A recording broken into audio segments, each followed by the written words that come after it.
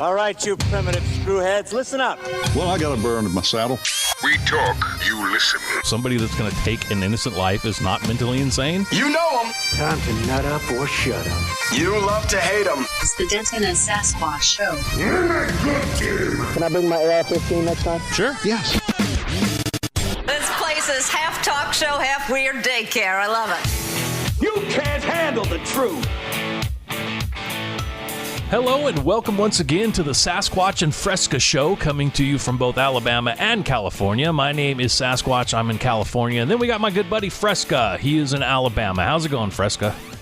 Yes, this is the Denton and Fresca Show, and we're brought to you by, we're brought to you by Denton and Fresca. Because we are owned by nobody. No, that was just a little joke, because Denton always tells me how much he enjoys Fresca. Yeah, I can't help it. I've got this thing. I always get, if I'm in, I'm all in. Okay, so I come across Fresca, hadn't had it in decades, and now that's all I drink. Yeah, well, other than yerba mate tea, but that's another story. That's in the morning time. In the evening time, it's Fresca. But anyway, if you want to hang out with us anywhere else, you can go to prepperforums.net, where we'll talk politics and prepping for the end of the world, which will probably be brought to us by some stupid dipwit politician. We also have a website that we infrequently go to. What is that place called? DentonandSasquatch.com. And a email address? DentonandSashShow@gmail.com. And please, if you don't like what we're saying, email us. Give us the most scathing critique you can do. Because I don't read it. He does. Yeah, and you can also comment us on YouTube. We're at YouTube for the moment, so... We got a good listener named Yoda Dunbar that always seems to like to chime in, and we appreciate that. So if you want to get back at us, you can do that over there on YouTube as well. And Yoda, we do appreciate it. Hey, did you hear we had a little storm come through down here? I did. I heard you. You know what? We had one here, too, as a matter of fact, but it was nowhere near like yours. Yeah. Tyndall Air Force Base, gone. Wow. Mexico Beach, gone. I heard about that Panama one. City, pretty much screwed up.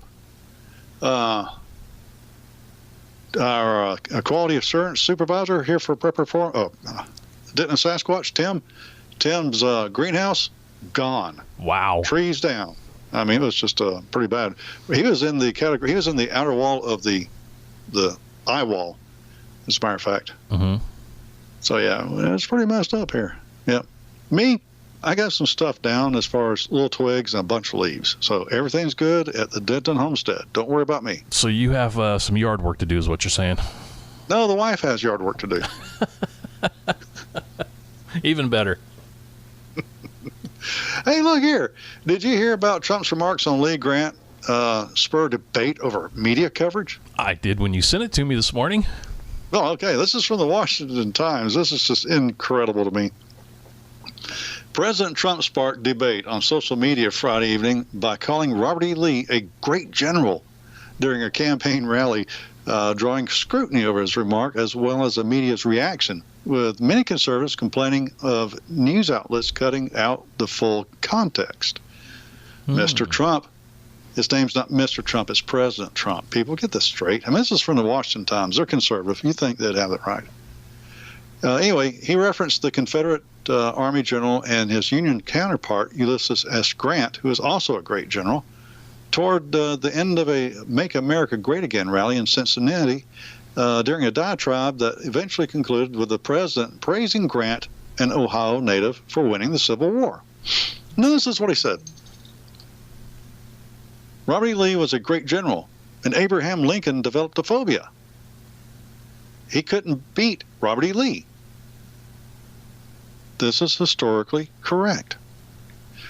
Lincoln had almost developed a phobia because he was having a hard time with a true great fighter and a great general, Robert E. Lee. But Grant figured it out, and Grant is a great general, and Grant came from right here, referencing Ohio. And several media outlets covered Trump's initial quote about Lee while ignoring the end of his anecdote, prompting backlash from conservatives and cries of fake news. Now, look here. When you were growing up, did they make you study the Civil War? A little bit, yeah. Okay. Did you ever hear of Robert E. Lee? Yes, I did. Wasn't he referred to as a great general? I mean, as a great tactician, great general, did a great job. Actually, a lot of folks think he we shouldn't have had him because he was so good, a lot of people died. Yeah. Because the South was not going to win because of several reasons, to include, different gauge of railroad tracks and this kind of stuff. But there's no doubt that he was a great general.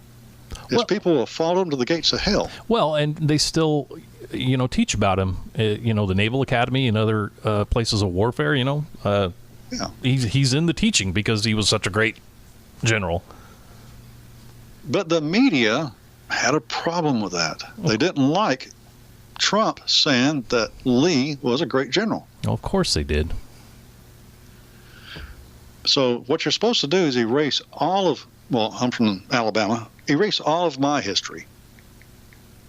If it's my history, if it's the South, has anything to do the Confederate side of the Civil War, you erase it. If it's the Southern statues, the Confederate statues, tear down those statues.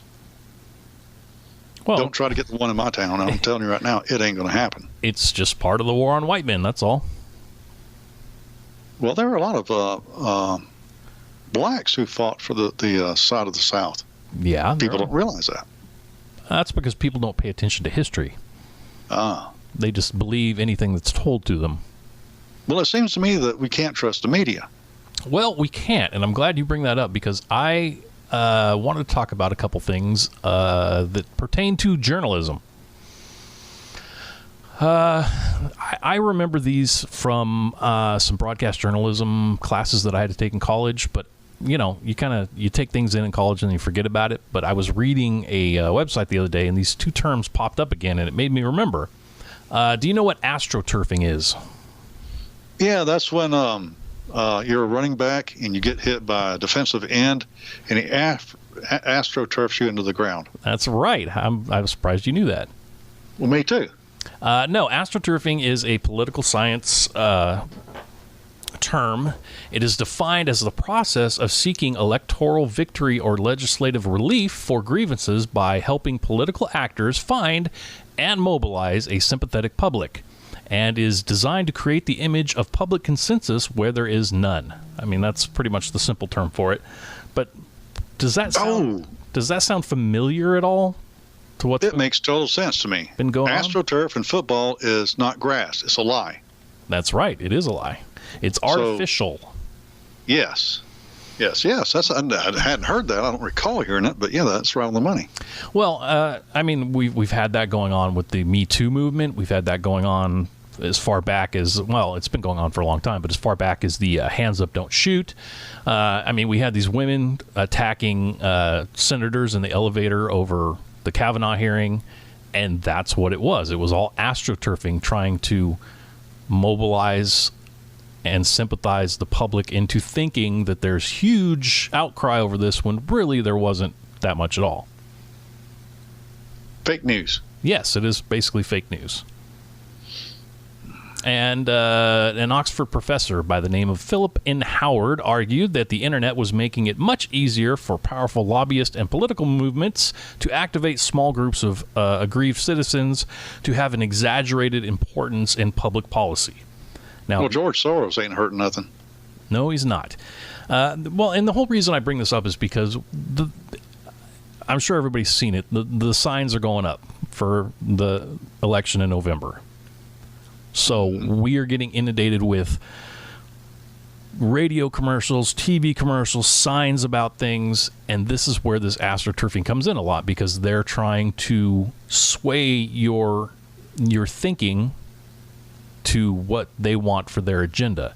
So basically what I'm saying is people need to not just believe the signs, not just believe the commercials, but if there's a subject that you're not sure about, dive in and learn about it. Don't just believe whatever's told to you.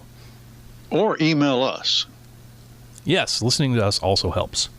Yeah, email us, and we will do the research for you, and we will put it on a show. Yes. You don't have to do the research. Sasquatch is here to help. But the second half of this was yellow journalism, or it can be called yellow press as well, but it's they're American terms for journalism, and it's associated with newspaper that present little or no legitimate, well-searched news while instead using eye-catching headlines for increased sales. Does that sound familiar of what's been going on? Oh, yeah. As a matter of fact, I know that one because I learned about that in a journalism class in high school. Oh, yeah. I wanted to be a journalist at one time. Well, there you go. Techniques may include exaggeration of news events, scandal mongering, and sensationalism. By extension, the term yellow journalism is used today as a pejorative to decry any journalism that treats news in an unprofessional or unethical fashion. Well, it's sort of become fake news nowadays. Now, We also call that clickbait. Yeah, clickbait. That's another good word for it. An example of this would be, whether it's intentional or not, unethical or unprofessional journalism is continually created. One of the most recent cases of exaggeration or sensationalism is the media, the coverage of Ebola, if everybody remembers that. I mean, Ebola is serious. We need to take it serious, but the media blew it so out of proportion. They were trying to make you think that Ebola was going to be raining from the sky on top of you. Which I couldn't understand why anybody would believe that to begin with if they understood how it was passed about. Yeah, exactly. We're pretty hygienic for the most part. Now, I know some folks that ain't got the sense it takes to wash their hands after they take a dump and go back to work. Mm-hmm. But everybody's got those people in their shop or office. Yeah. But for the most part, we know how to wash our hands. We use hand sanitizer and that kind of stuff. But, yeah, they made it sound like, oh, my goodness, by this time next year, we were going to all be dead. Yeah. Well, at least I wouldn't have to hear anybody talk about football. Well, the Ebola stuff, but then, like I said, to bring it back to the elections that are coming up, last year during the elections, news organizations covering Trump, particularly television stations, reaped incredible amounts of money for their election coverage. Cable news organizations hauled in that election season. Take a wild guess how much they made off of Trump. I probably can't count that high. Probably not, but it was a record-breaking $2.5 billion. Oh, my goodness. So, I mean, this goes for your Fox, your MSNBC, your CNN, all of these. I mean, they made tons of money just sensationalizing everything. I mean, they all had their agendas and stuff as well. I mean, we know that, but a lot of it was just to make money. So they're trying to scare you to make money. I was watching, or I was reading, anyway, I got some information. Mm-hmm. 92% of the news reporting on Donald Trump is fake. It's not fake, but it's negative. Yeah. 92% of the news on Donald Trump is negative. His poor wife can't even go to Africa without being slaughtered over wearing a pith helmet and this and that. I mean, until he ran for president, she had to be on the page or the covers of all these magazines and everything. Now she can't do anything right. Well, and part of the reason she went part of the reason she went to Africa, from what I remember, is it was part of her. She's got her whole bullying thing. Every first lady has an issue, and hers is bullying, and then the press bullies her. It just seems kind of ironic to me, doesn't it? Oh, definitely, yeah. You can't trust the media nowadays. No, and we've said that before, but I just, after seeing those two terms, I thought, you know what, we need to just kind of throw it out there so people know what's going on. I want people to sort of, and we've both said this before, look into the issues. Don't just believe what they tell you, because what they tell you is not always true. They're either doing it for their agenda or they're doing it for money. So find out the stuff for yourself. Well, speaking of which, this is from the Washington Free Beacon. Mm-hmm. This is this is really important for the Tennessee folks that listen to us. As a matter of fact, everybody ought to get in, just do a little digging, find out a little bit about the people who's going to be running for your politicians. But this is a Bredesen spokesman. Gun nuts are the biggest terrorist organization on the planet. Well, of course they are. All those grouchy old white men with their guns. Wow. Tennessee Democrat has attempted to portray himself as pro-gun, is opposed by the NRA. This is the same guy. Now, his reporter, can't you have a name like Smith or Jones? Bredesen, his spokesman, is saying that gun nuts are the biggest terrorist organization in America. Now, a top spokesman for the Tennessee, now I'm going to get redundant all over again, a top spokesman for the Tennessee Democrat Party's effort to get Phil Bredesen elected senator has said he views white male gun owners as the biggest terrorist organization on the planet. Now, Bredesen picked this guy. Okay, this guy didn't just say, I'm going to be your spokesman, and you can't do anything about it. Bredesen picked this particular guy to be his spokesman. Mm-hmm. Okay, I think this is a little bit of an insight into Bredesen. Mark Brown is communications director for Tennessee Victory 2018, a project of the state Democrat Party. It shouldn't say Democratic. It's a Democrat Party that has been working exclusively on electing Bredesen. The group is hosting Bredesen for a Johnson City meet and greet on Thursday afternoon. Brown's extreme views on Republicans were shown. You're not going to believe some of this crap. Some of the Free Beacon, which identified numerous inflammatory posts on social media. In one of Brown's posts, he wrote, "Blank reaching out to Trump voters. The idiots aren't listening."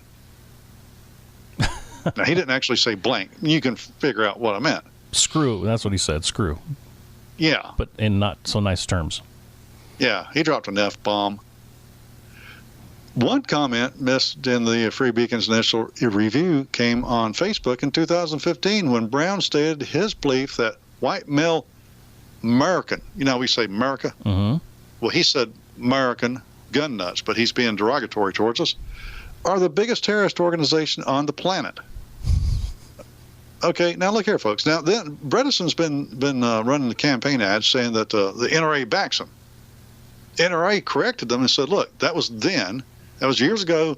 Now we don't. Okay, so again, like Sasquatch said, you see something on TV, don't believe it. Do your own research, because Bredesen is trying to use the NRA to back him, and the NRA is saying, no, we don't back this cat. He ain't the same cat. Well, and the funniest part is, as soon as if he gets elected, he's going to turn right on the NRA and say, oh, we got to have more gun laws and screw the NRA. Because he is a Democrat. And by the way, Doug Jones, that fellow that beat Roy Moore for senator in Alabama, you may have heard about that. Mm-hmm. Roy Moore was smeared. Not just smeared in the race, but I'm talking about they smeared him with lies. Okay. Oh, you mean Doug Jones? You mean they used astroturfing? Exactly. Well, Doug Jones voted against Brett Kavanaugh, which, by the way, we're not going to forget about that. Now, Brown has in the past referred to Republican President Donald Trump as Putin's bitch. Also, a blanking moron. Also, a blank stick. And that blank is in the place of the same word each and every time. He also referred to America as a racist nation and said that under Trump, evangelicals show their true racist colors. It's funny how they say all these things, but they never have anything to back it up. I would like to be there and be the reporter and say, well, wait a second. You just claimed something. Now back it up. What have you seen that backs that up? Because they never have anything. Give me the proof, Dr. Ford. Exactly. Now, this is the last sentence in this article here. Bredesen, earlier in the campaign, accused his opponent of name-calling after he was called a liberal. So he's allowed to call Trump a blank stick, but if somebody calls him a liberal, it's name-calling. Yeah. These people live in a Well, what do you think world. of that? They just live in a complete fantasy world. Yeah, well, I understand that his spokesman said these things several months ago, down to the last several months. Actually, some of them was a couple of years ago. But it's the history of now. Now he's been called liberal. Oh, you called me a name. Look here, your mouthpiece has been running his mouth. I mean, come on. We're going to go back in time to Brett Kavanaugh allegedly doing this, that, and the other hearsay. And here you hired a guy. You can't say you didn't know this, because if you had done your due diligence before hiring him, you'd know what you got. So that tells me this Bredesen cat in California or Tennessee who wants to be a senator. Usually it's birds of a feather flocking together, in other words. You know what I find funny about this is, excuse me, you have a lot of people in the Democrat Party that wear liberal as a badge. I'm a liberal progressive, and I believe in this and this. This guy's trying to distance himself from being called a liberal. I mean, why would that be? Because he knows. Because here we don't. Well, he knows liberalism is bad, even though he's part of it. But he's going to say what he has to say to get elected, and then he's going to go right back to being a liberal. But I just find it funny that he's trying to distance himself to get elected. You know what I mean? There was a time, not just a few years ago, well, to me, a few years ago, that even in California, it was that way. They would use. Yeah, now they wear it as a badge of honor, but yeah, in the past it was almost a dirty word. Well, where goes California and New York, the rest of the country will go eventually. If we don't put a stop to it, it will. Yeah. Speaking of putting a stop to stuff, stopping stuff, HR stopping stuff. This is from Breitbart. Vandals. Wait a second. Huh? Wait a second. I have to completely stop the show because that right there was the funniest line of this entire show. HR stopping stuff. That is funny. I just don't want people to miss that. If you don't know what he's talking about, look it up. Because that is funny. If I may continue. Mm-hmm. Breitbart. Vandals smash windows, deface doors of Metropolitan Republican Club in Manhattan. You're not going to believe. I love the way everything kind of ties together. Vandals targeted the Metropolitan Republican Club in Manhattan on Thursday evening in an apparent politically motivated intimidation campaign. How about that? I saw the article you sent me on this, and I believe one of the pictures showed spray paint with a big A, the anarchist or Antifa sort of way of doing things.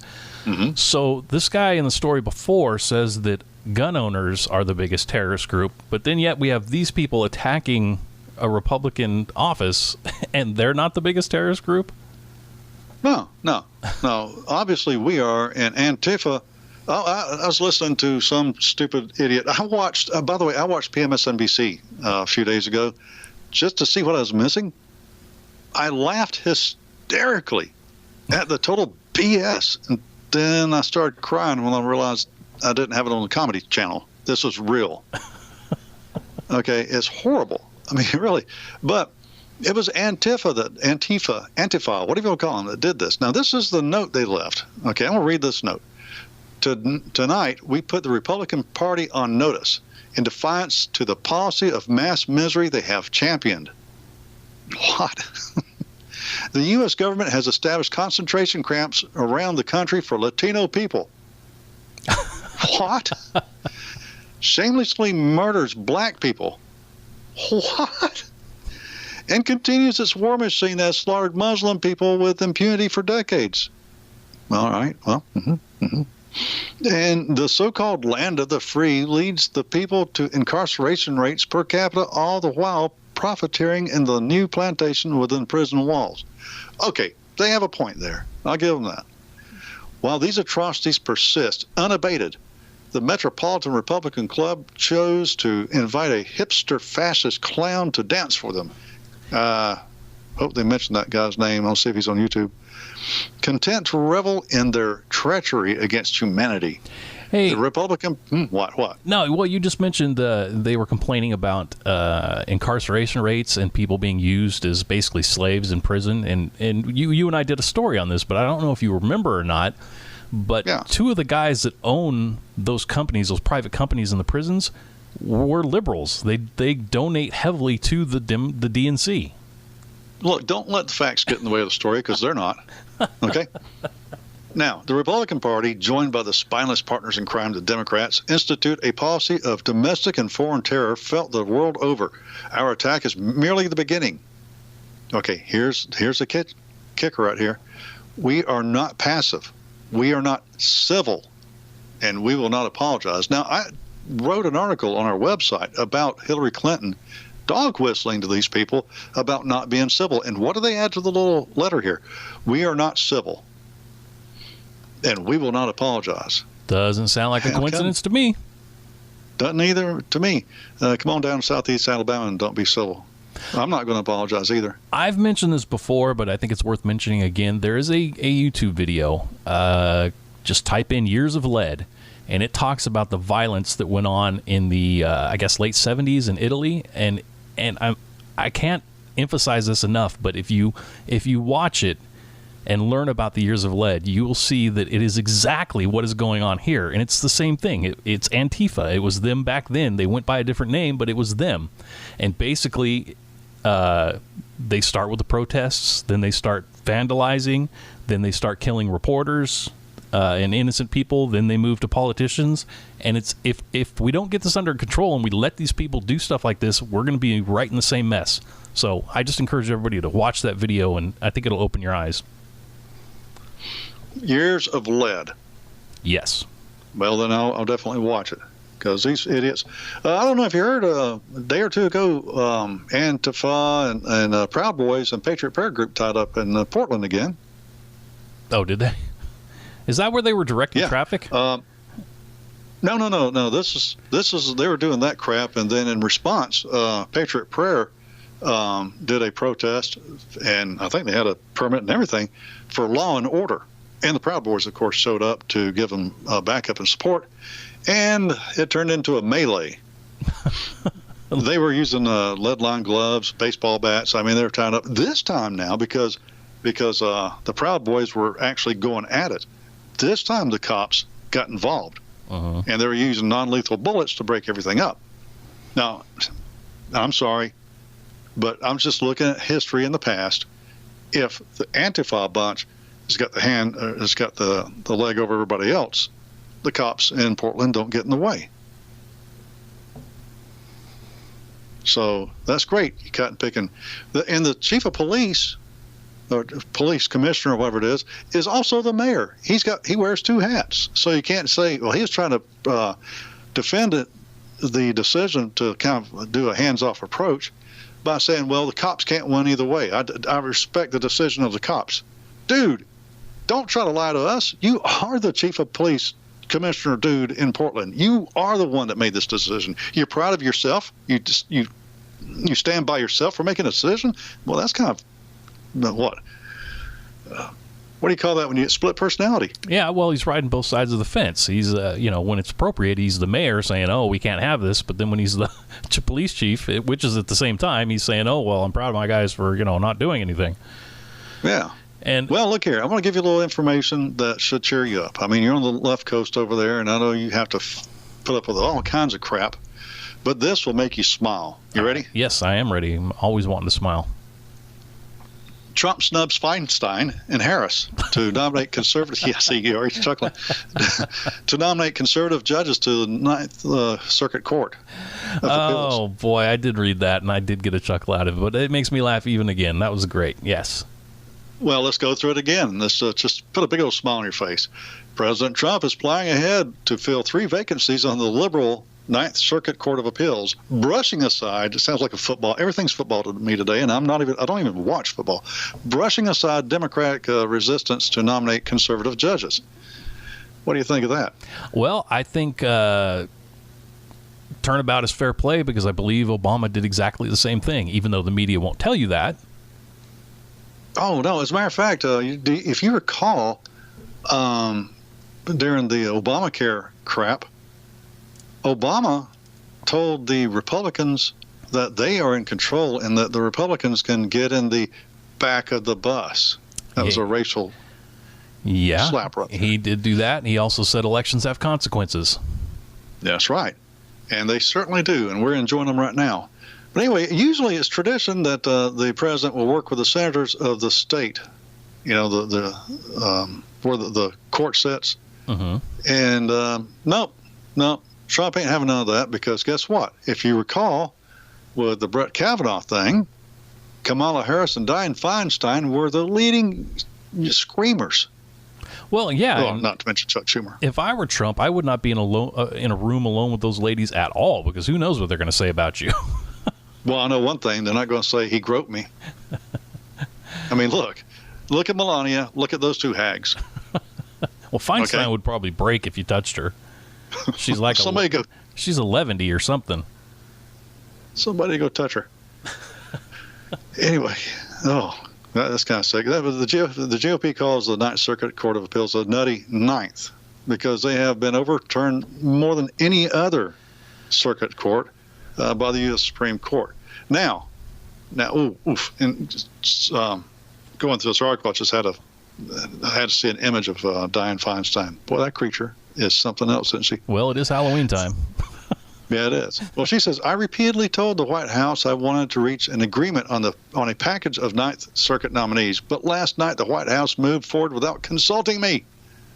Get in the back of the bus. Hey, maybe she should be more worried about the investigation into how that letter from Ford got leaked. Is there an investigation? Yes, there is, and she's very worried about it. She's sending notes to the White House saying, "Please keep me informed of any of the investigation if the term or if the investigation expands at all." She's worried about it. Well, because she's also trying to win an election. So, well, what difference does it make at her age? I mean, if she goes to jail, how long is she going to be in jail? Well, I don't know. Maybe she can sell with Cosby. Well, I hope she stays in jail a lot longer than Bill's going to be, but Bill Cosby, not Bill Clinton. I don't want Bill Clinton to go to prison. He's sick. He's got some kind of disease. I don't want us to have to foot the bill. Oh, wait a minute. We are anyway, aren't we? Yeah, I think we are. I think they both have some kind of disease because Hillary's not looking too good these days either. Well, she's not. Not that this she is what ever looked Kamala good. Harris had to say about this. She said, well, a spokesman anyway, instead of working with our office to identify consensus nominees for the Ninth Circuit, the White House continues to try to pack the courts with partisan judges who will blindly support the president's agenda, the Constitution, instead of acting as an independent check on this administration. Okay, so she thinks that the Supreme Court or the Court of Appeals, she thinks our court is to be an independent check on that administration. Kamala Harris doesn't even have a clue what the courts are supposed to do. Of course not. And what scares me is how many people are listening to this and saying, yeah, she's right. Well, how dare Trump try to follow the Constitution? I mean, how dare him? That's right. I mean, he ought to be picking Supreme Court justices and courts of appeals that are going to hold on to the liberal agenda, because that's what's right about this country. The liberals are right. Well, they only like the courts when they side in their favor. Any other time, it's not right. And what this ought to show to everybody is the Democrat Party is not about the Constitution or your individual rights. So if you're listening to this, we're going to be voting in a couple of weeks. Don't forget this. Yes. And hey, this has all been a bunch of Debbie Downer stuff. Make sure you do your due diligence, too, with all these propositions and people, senators, and everything that's getting voted on, because it's all a big lie. A big fake news. Yellow journalism and astroturfing. Right. Astroturfing sounds sexual, so let's just stick with yellow journalism.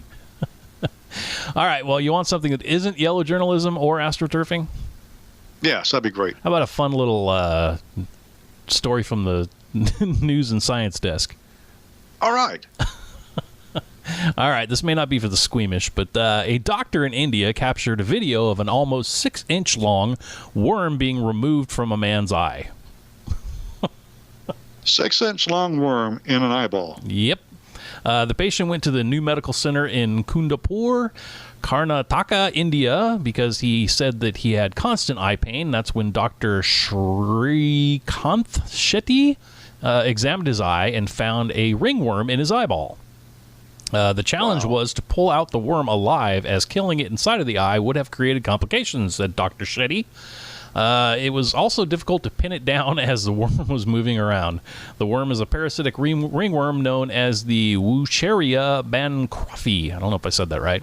And these worms are known to cause lymphatic... Man, I should have read this ahead of time. Lymphatic filariasis. The patient has worms in his blood also and has been put on medication, Shetty added. Extraction of a 15-centimeter long worm from the eye is the first here. And hopefully the first anywhere. I wonder if anybody says that guy's a Shetty doctor. Well, I don't know, but that... I just can't imagine a worm getting an eyeball and then them having to pluck it out of the inside of the eyeball. Oh, that would drive me crazy. I can't do eye stuff. I can do anything else. I just can't do eye stuff. I want to get LASIK surgery, but I know that there's not enough of what is it that they sedate you with? some kind of sedative that's been around for a long time. Anyway, there's not enough made in this country or this world to settle me down. I wouldn't be able to do it. Well, with my luck, too, since I'm here in California, right when he's got the laser and he's going into my eye, we would have the 10.5 earthquake that we've been waiting for. Yeah. That would Laser's a tattoo on your eyeball. That's right. That would be my luck. Well, you may need to go to Texas to get it done. Yeehaw. Yeah, or you can come to Alabama. I may have to. Yeah, don't get mad about the doctor spitting tobacco on the floor while he's doing it, because the floor doesn't have a surface. It's just dirt floor. So it'll be okay. That's all right. I'll spit right along with him. And yes, I'm trying to create a myth about us being backwoods so no more Democrats come down here from up north. Y'all a bunch of rednecks. That's right. Well, okay, so we covered the weather. We covered lunacy in California. We covered Trump. I think we covered just about everything. Yeah, I think so. Well, I've got my cup of Fresca in my hand. You've got your cup of Coke. Yes, and my spittoon. And your spittoon. I'm pretty sure we're doomed, so what should we do? Grab your Fresca, grab your Coke, and drink up. Good night, everybody. We'll see you next week.